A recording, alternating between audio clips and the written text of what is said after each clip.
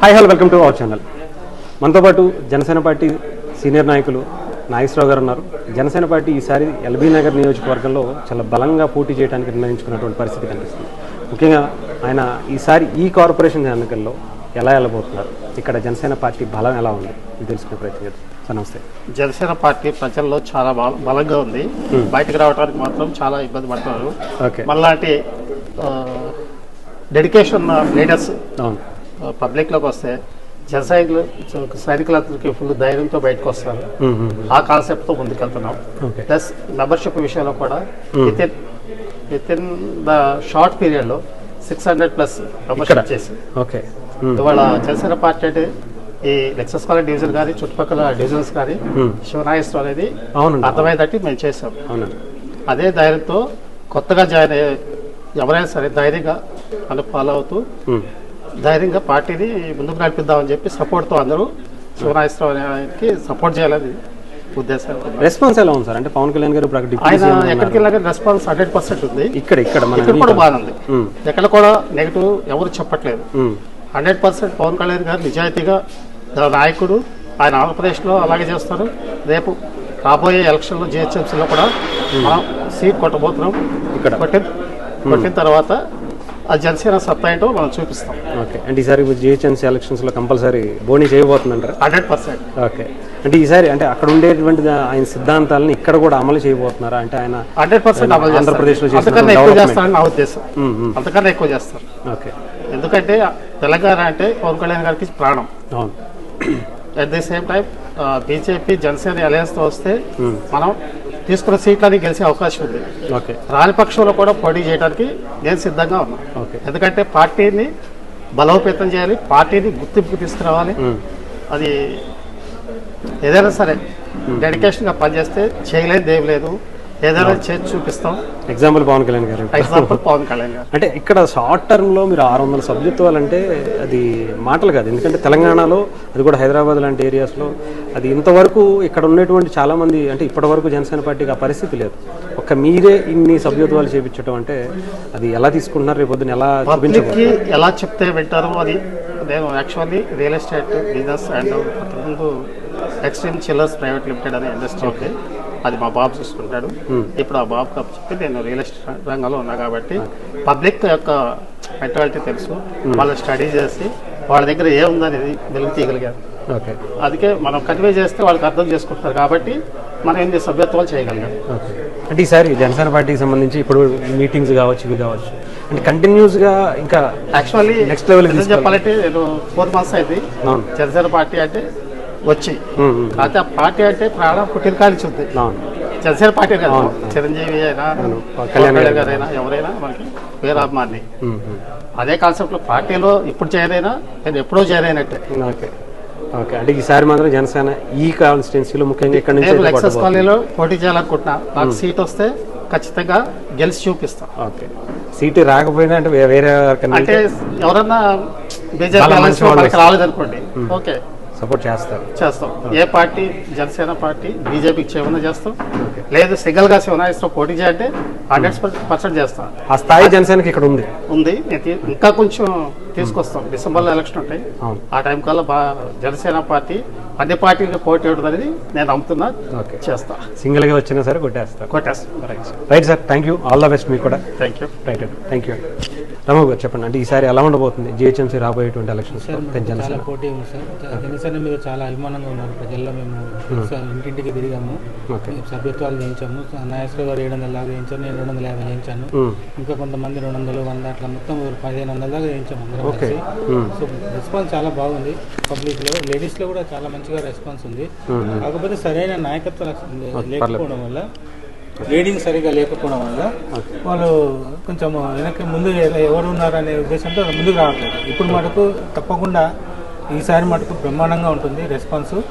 ఈసారి మటుకు మేము కార్పొరేషన్లో కంపల్సరీ ఒక సీట్, 1-2 సీట్లను గెలుస్తాం. ఇప్పుడు ఎన్ని నియోజకవర్గం చెప్తున్నాను, 2-3 సీట్లు ఈజీగా. అంటే ఇప్పుడు 18 సీట్లు ఉన్నాయి. 18లో మా కొత్తలో భాగంగా ఎన్ని వస్తాయో తెలియదు. ఎన్ని వచ్చినా కూడా జనసేనకి 100% గెలుస్తాం. అది అందరూ చాలా కాన్ఫిడెంట్గా ఉన్నాము.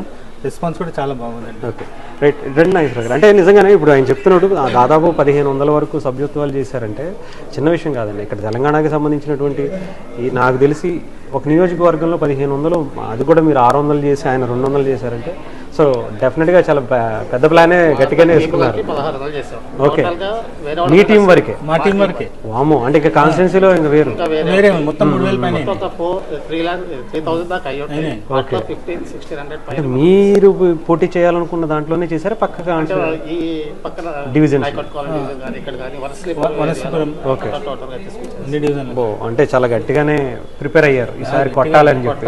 తప్పకుండా ఓకే, రైట్ రైట్. సీట్ అయితే కొట్టాలి.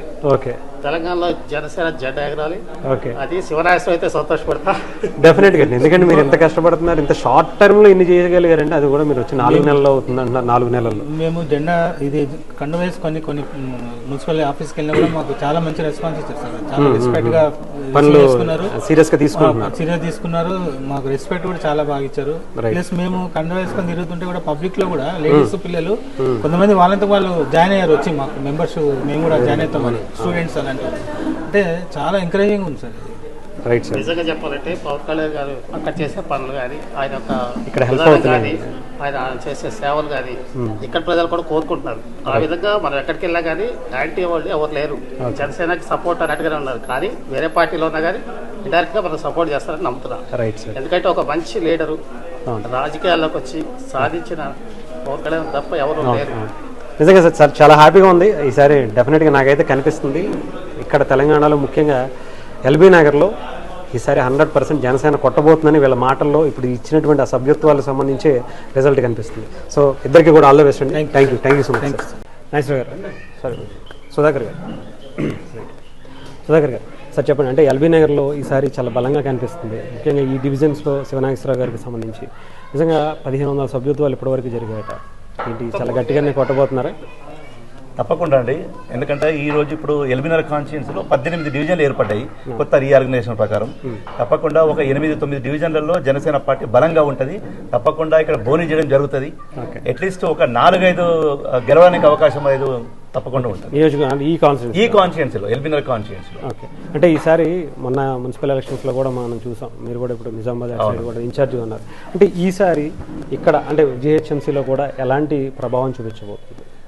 తప్పకుండా, ఎందుకంటే గత previous 5 years before Janasena party బలంగా ఉండే.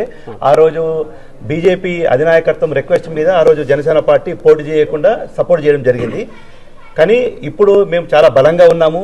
ఎందుకంటే గత 2 సంవత్సరాలలో జనసేన పార్టీ ఎంత డెవలప్ అయిందంటే, ఈవెన్ ఆంధ్రప్రదేశ్లో అధికారం వచ్చిన తర్వాత మన నాయకుడు పవన్ కళ్యాణ్ గారు చేసిన వారి యొక్క అభివృద్ధి పనులతోటి, వారికి ఉన్న దృక్పథంతో ఈరోజు నాట్ ఓన్లీ తెలంగాణ, ఆంధ్రప్రదేశ్ కాకుండా సౌత్ ఇండియా, దేశవ్యాప్తంగా మొత్తం కూడా జనసేన పార్టీ మీద ఒక క్యూరియాసిటీ ఏర్పడ్డది.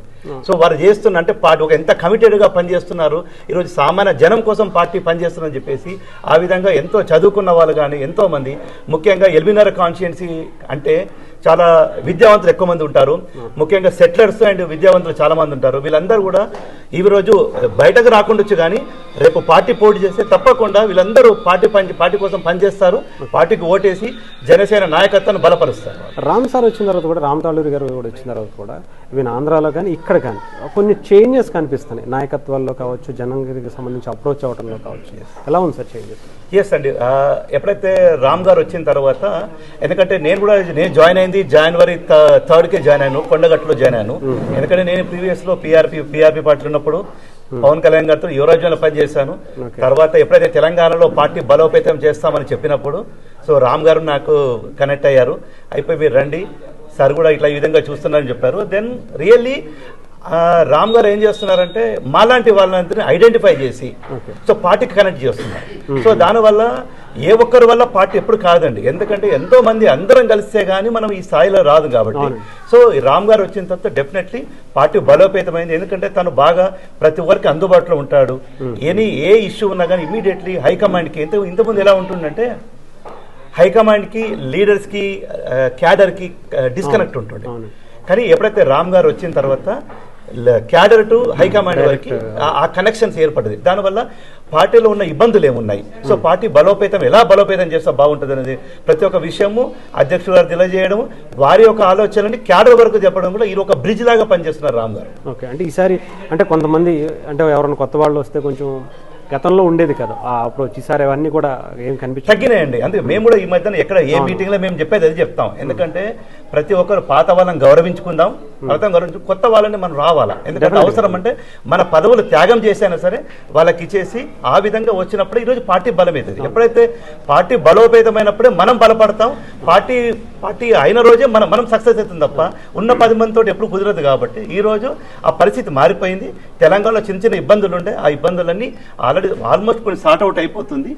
రాబోయే రోజులలో తప్పకుండా ముఖ్యంగా మల్కాజిగిరి కార్పొరేషన్లో, ఎందుకంటే ఎల్బీనగర్ కాన్స్టిట్యున్సీ కానీ, మేడ్చల్ కానీ, ఉప్పల్ కానీ, మల్కాజిగిరి ఈ 4 అసెంబ్లీలో విపరీతమైన జనసేన కార్యకర్తలు కానీ పెద్ద ఓట్ బ్యాంక్ అండి. సో ఇందులో మనం బాగా సక్సెస్ అయ్యే అవకాశం ఉంది. Right sir, thank you. ఏదేమైనా కానీ మీరు ఈసారి కొంచెం వైబ్ కనిపిస్తుంది జిహెచ్ఎంసీ ఎలక్షన్స్కి.